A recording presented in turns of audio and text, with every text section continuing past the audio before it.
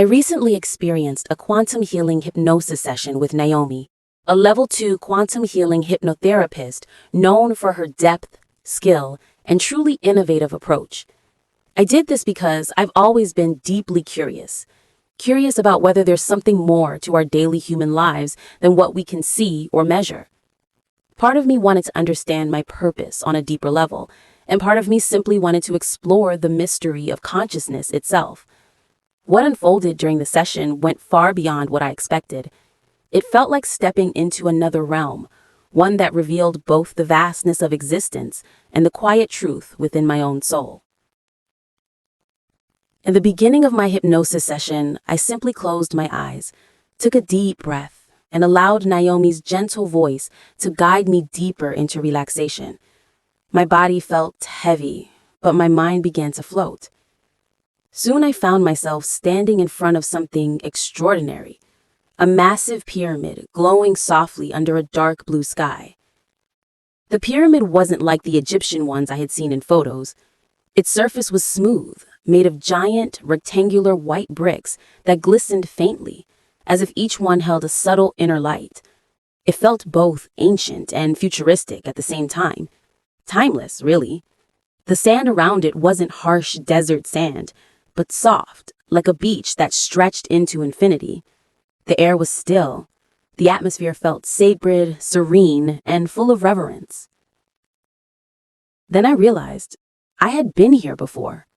I didn't know how I knew, but something deep in my being recognized this place. It felt like home. As I tried to focus, my perspective shifted. One moment, I was watching from afar. The next, I stood before a narrow entrance glowing with a red light. It reminded me of an upright coffin, not in a frightening way, but in its shape. Tall, slim, mysterious. I felt drawn to it, so I stepped inside. Instantly, a red mist surrounded me. It was thick and alive, swirling slowly. I couldn't see much, but I could feel the height of the chamber, tall, soaring upward endlessly. My heart swelled with emotion. I didn't know why, but tears filled my eyes. It was majestic. I felt the presence of something infinite, something divine. Then through the mist, light began to appear. Beams shooting upward from the ground into the heavens. The red glow faded into pure brilliance. It looked like the Tribute in Light Memorial in New York City. Twin beams reaching for the sky, but multiplied and even more ethereal. I realized I was inside the pyramid, surrounded by light rays forming a semicircle around me, all shooting up into infinity. The light came from the ground itself, pulsing with energy. I allowed myself to sink into it, to feel it. Suddenly, I felt free. So free that it felt as if I could become anything. I felt like I could turn into a dragon, soaring and dancing through clouds, swirling through mist. Images like scenes from Spirited Away filled my vision. I was that dragon, gliding gracefully between worlds. Then as the vision stabilized, I found myself wearing a robe. Around me stood other beings, colleagues, though I couldn't see their faces. We weren't human, not in the ordinary sense, but we were all luminous. I felt I belonged among them. In front of me was a glowing sphere, a floating ball of light, crackling softly with energy. I somehow knew this was my tool, my instrument. When I placed my hands near it, images appeared inside. Scenes from Earth, fragments of people's lives, their emotions, their stories.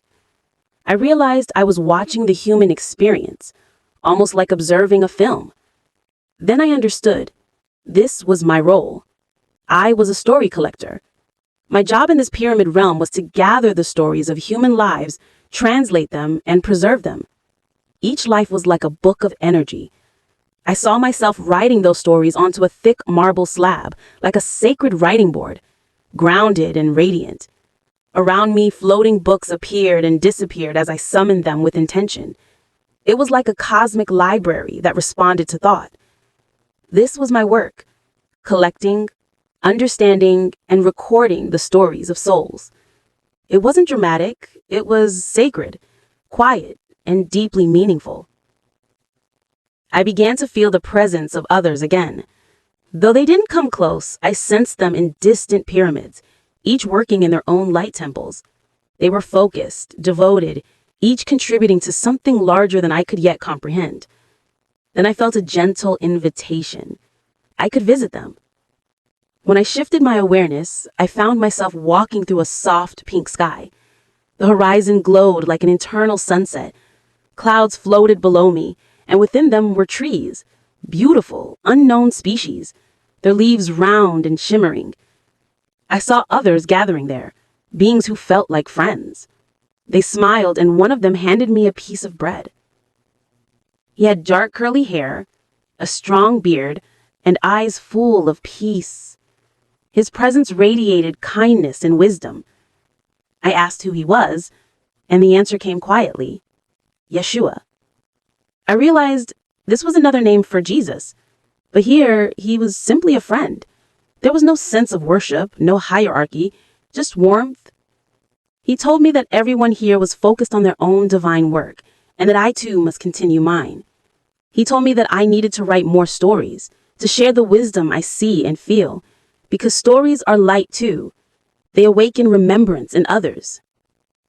Then I sensed another presence, a soft, feminine energy glowing nearby.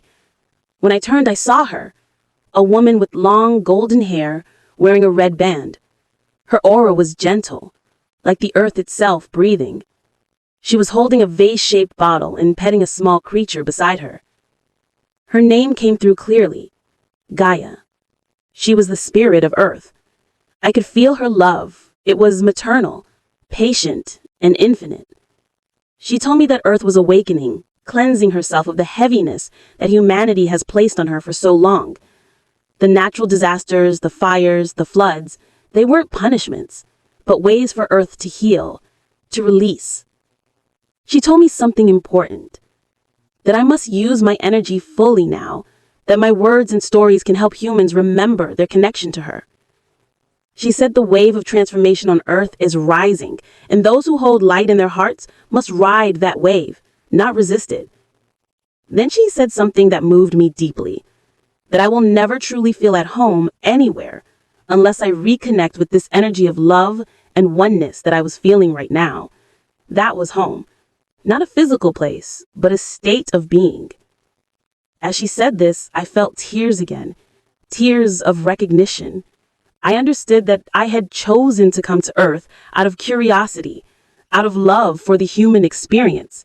I wanted to explore the stories of sorrow, of growth, of transformation. I was drawn to Earth's imperfection because I knew through imperfection beauty could be born. The pyramid was my connection point, my home base in the universe, and I could return there anytime, through meditation, through writing, through remembering who I truly am. As the session began to close, the light around me softened into a golden glow.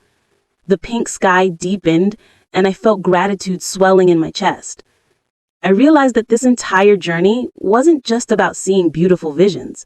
It was a reminder. I was reminded that we all have a higher home, a place where our soul feels fully understood and loved. But we came to Earth to bring a piece of that home here, through our words, our art, our kindness, and our actions. When Naomi gently counted me back to waking consciousness, my tears were still wet on my face, but my heart was calm. I felt lighter, as if something had shifted permanently. Since then, I've carried a quiet knowing in my daily life that I am never really alone, that whenever I feel lost or disconnected, I can close my eyes, breathe, and remember the pyramid, the cathedral of light, the friends, the infinite love of Gaia. What I learned from this session is simple but powerful. We are all story collectors. We are here to live, feel, and share, not to escape life, but to illuminate it. Every experience, even the painful ones, becomes sacred when we see it as part of a larger story. So now I move through life with a softer heart. When I see beauty, I pause. When I see pain, I listen. When I write, I let my soul speak. Because maybe in doing so, I'm helping others remember too, that somewhere beyond time, beyond space, there's a pyramid of light waiting for all of us to come home.